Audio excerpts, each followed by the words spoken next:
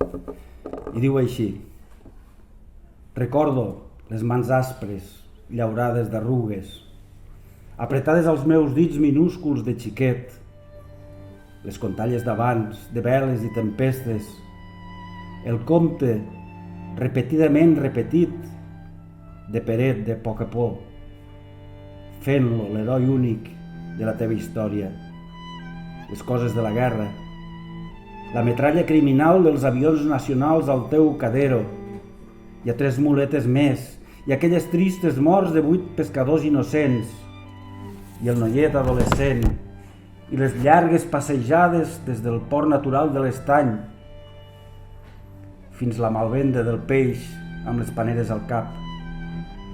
les maldades als teus fills, entre ells al meu pare, perquè no li toquessin als nets, tant que els pegares, iaiet, et veig assegut en un banc de fusta vell, verd, despintat,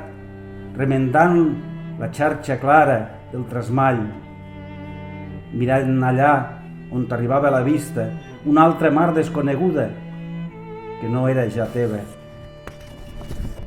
perdent-se vers la calitja de la mirada impossible, una mar carregada de records i peix, aquella mar que t'havia castigat la pell a l'esquerda, i les mans al reume. M'arriba el record del teu adeu pòstum a l'hospital, en la cama morta de dies, on la cangrena havia deixat un color fosc de la caiguda.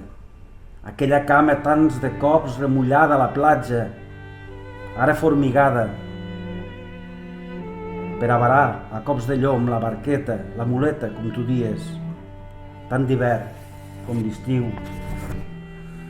tant si fred com calor. Diràs que et sento ara, en el deliri de la mort agafant polps, els teus llavis petits que tantes coses em contaren, enfosos, fent-se encara més menuts, els ullets tan blaus, abans gairebé descolorits, i les teves arrugades mans aferrades als llençols, pujaves polps a bordo, a dalt del llit, així morires, pescant.